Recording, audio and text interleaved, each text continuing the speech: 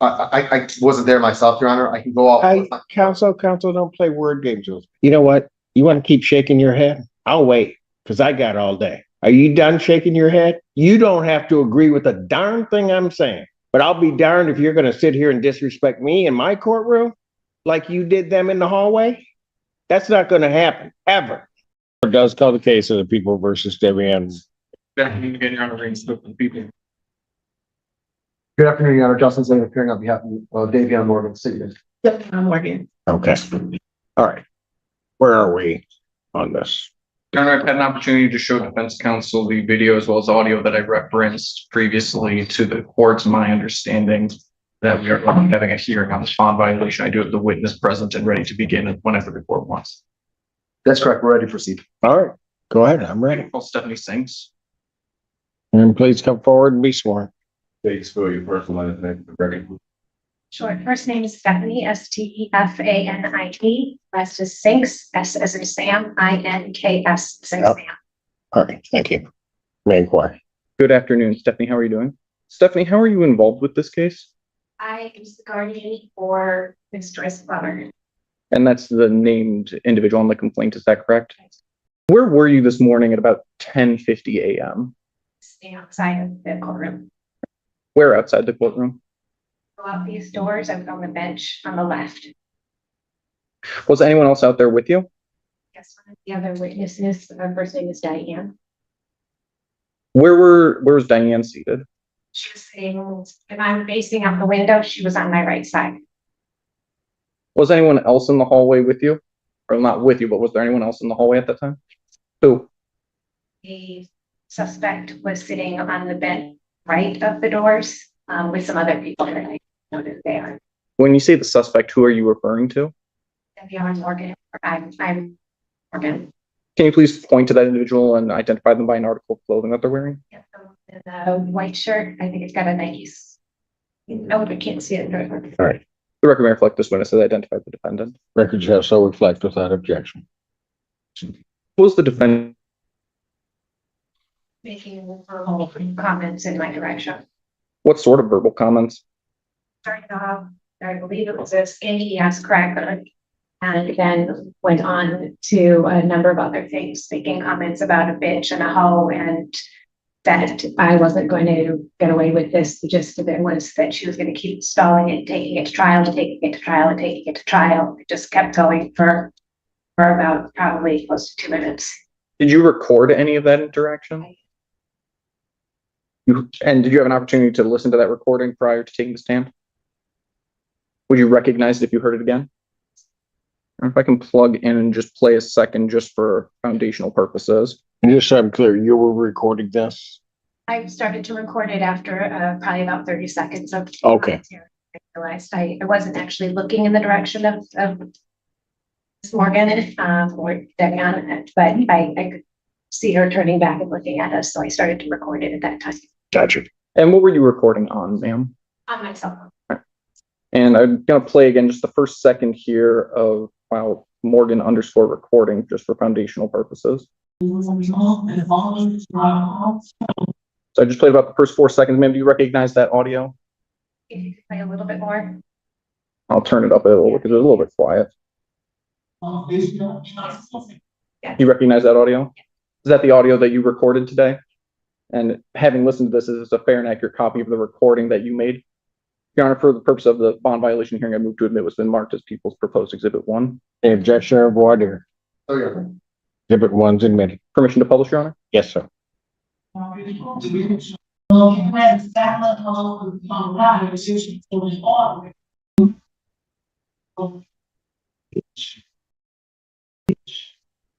Ma'am, other than that audio recording, have you had an opportunity to view any video recording from this incident? And can I put up People's Proposed Exhibit 2 for foundational purposes?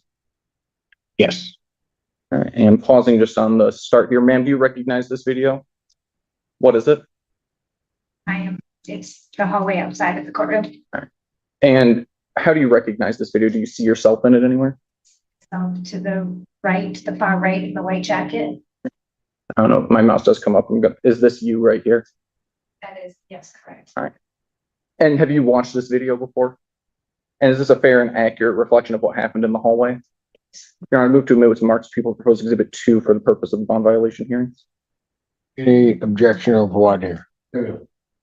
Permission to publish? Yes. And just for the record, this is about a 5-minute, 9-second long video. There is no audio on this one.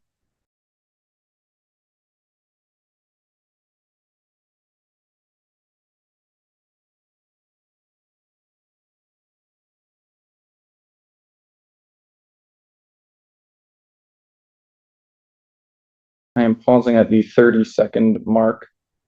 Ma'am, do you see the defendant anywhere in the video at this point? Yes, she's sitting on the bench to the left of the door to the courtroom. I'm hovering my mouse over an individual. Is this the individual you're referring to? I'm going to continue from the 30-second mark.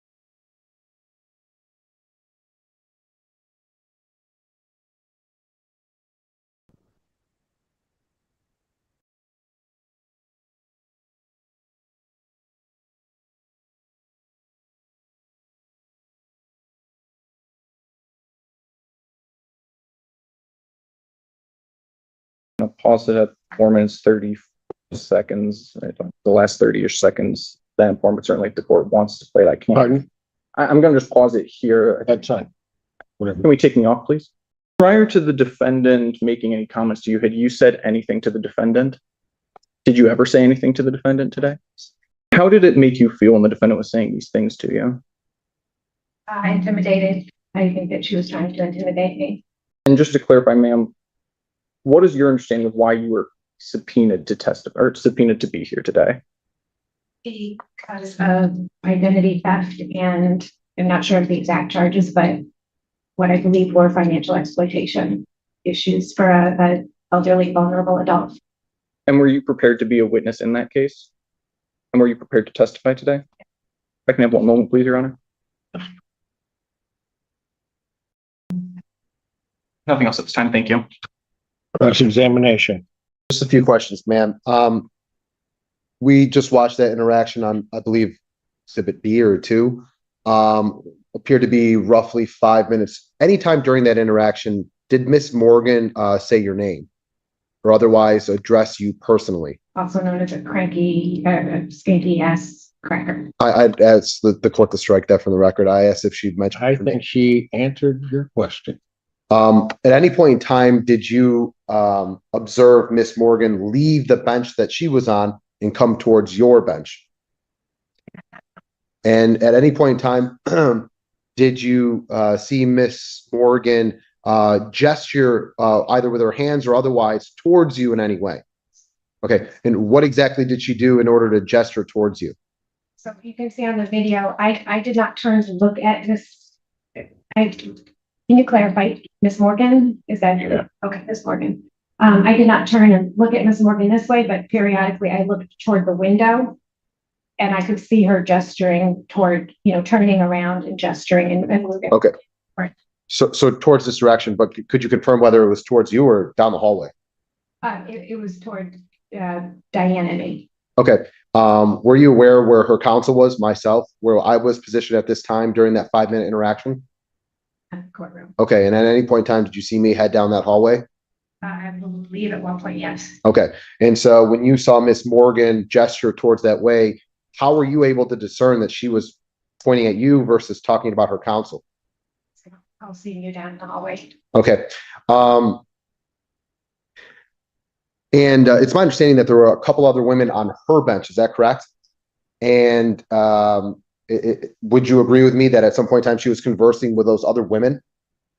And it sounds like you were able to hear some of what they were talking about. Is that fair to say? Or anything. Yeah, women. I mean, I'm assuming they were women based on the video, but I could not hear what they were saying. Understood, but you could hear what Miss Morgan was saying. And so did you observe Miss Morgan interacting or otherwise conversing with these women? Okay. Were you able to hear Miss Morgan addressing any statements or making any statements towards those women? Okay. When you heard the statements that Miss Morgan were making, how would you know whether she was talking about her case to these women versus addressing them to you? She was turning and facing me and turning her arm toward me. And you were able to only observe that when you periodically looked at the window?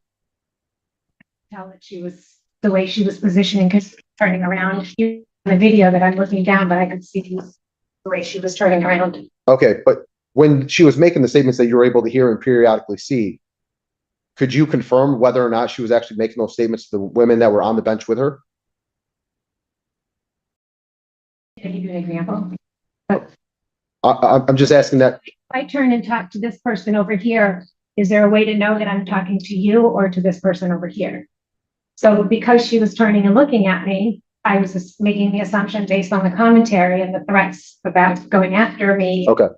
Trial and taking this to trial and threatening me to get an attorney, that the comments were being made to me. Okay, so you were making the assumption that it was addressed to you because it was about this case.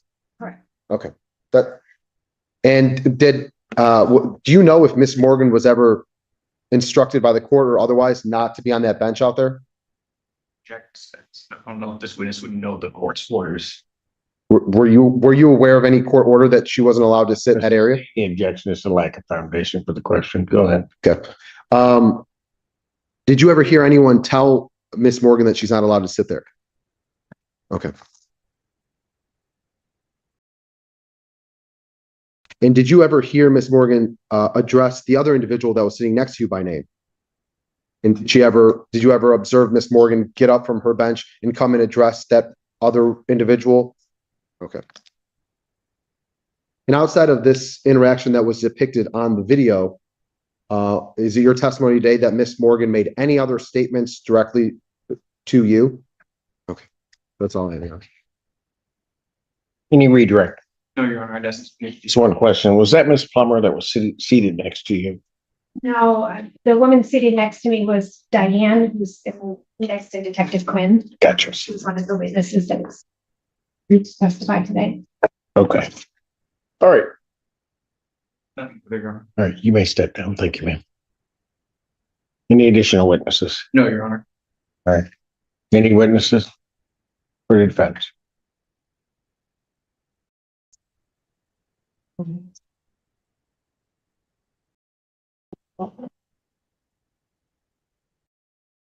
Okay.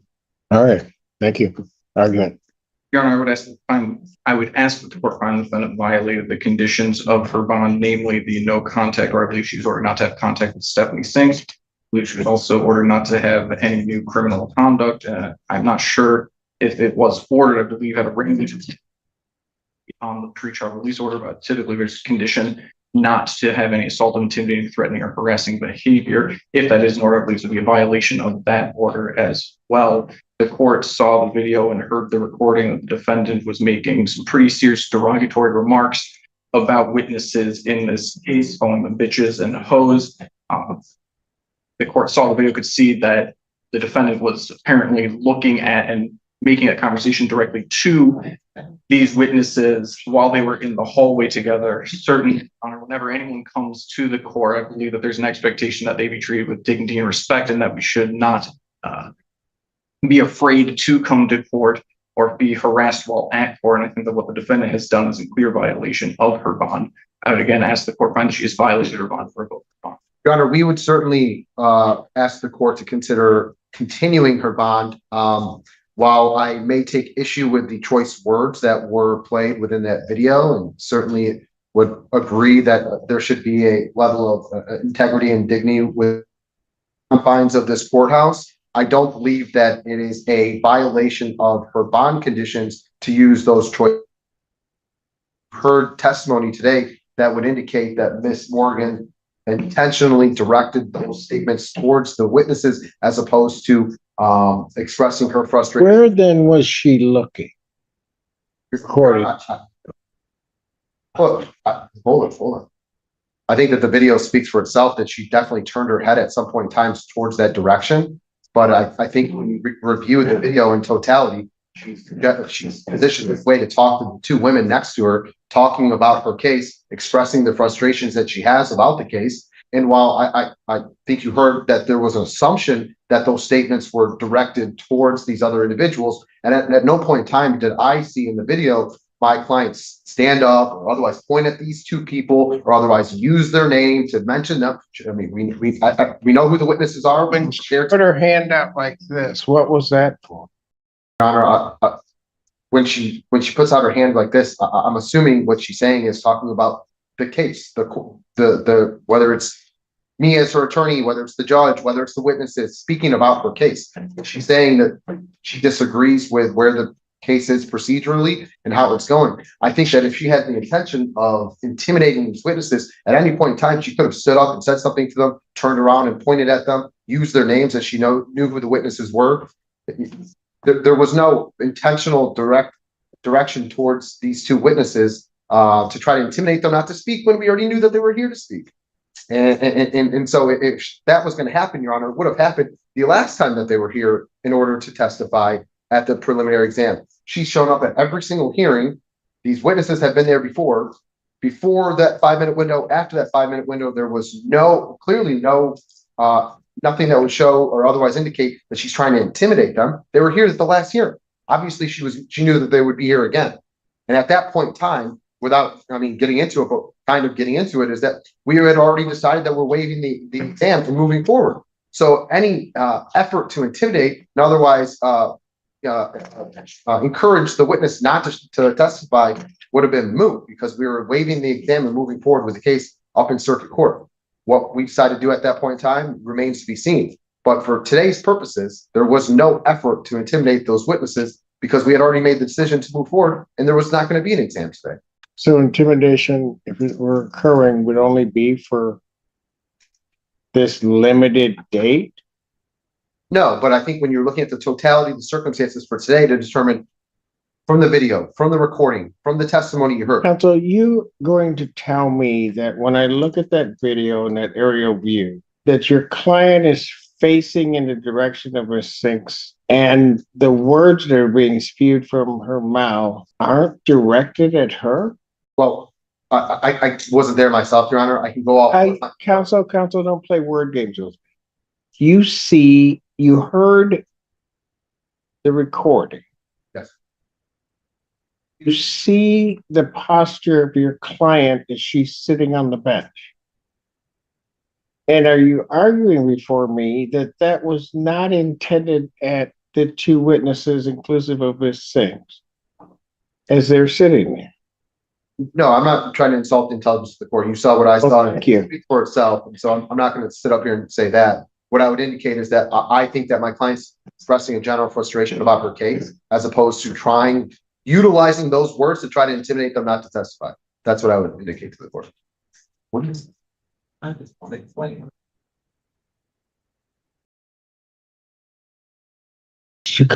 Briefly, Your Honor, if it were just the language and the derogatory terms, I think maybe that argument might hold weight, but I think that consider that the defendant also stated after this is over, I'm going to get lawyers and come after you or something to that effect.